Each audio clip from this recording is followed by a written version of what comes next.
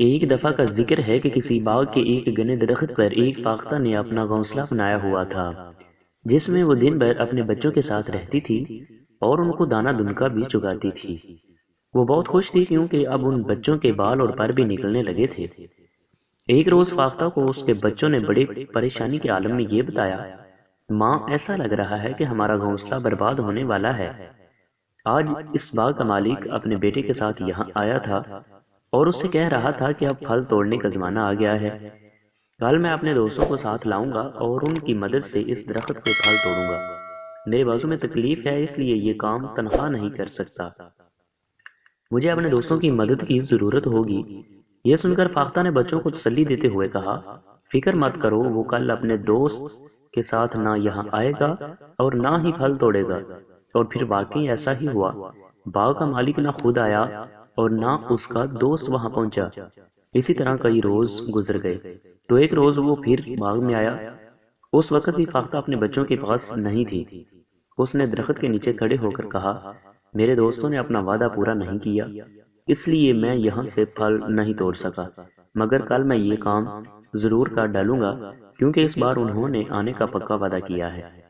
جب فاختہ واپس لوٹی تو اس کے بچوں نے یہ بات فاختہ کو بتائی تو اس نے بے پرواہی سے کہا، بچوں، تم پریشان نہ ہو کیونکہ اس بار بھی نہ وہ خود آئے گا اور نہ اس کے دوست آئیں گے۔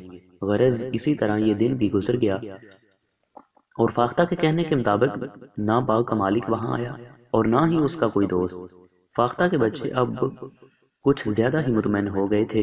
چند روز بعد باغ کا مالک اپنے بیٹوں کے ساتھ وہاں پہنچا اور درخت کے نیچے کھڑے ہو کر کہا، میرے دوست صرف نام کے دوست ہیں، انہیں مجھ سے کوئی ہمدردی نہیں۔ اب تک کئی بار وعدے کر کے ٹال گئے، لیکن اب مجھے ان کی مدد کی ضرورت نہیں ہے۔ میں خود ہی کل تم سب کے ساتھ مل کر اس درخت کے پھل توڑوں گا۔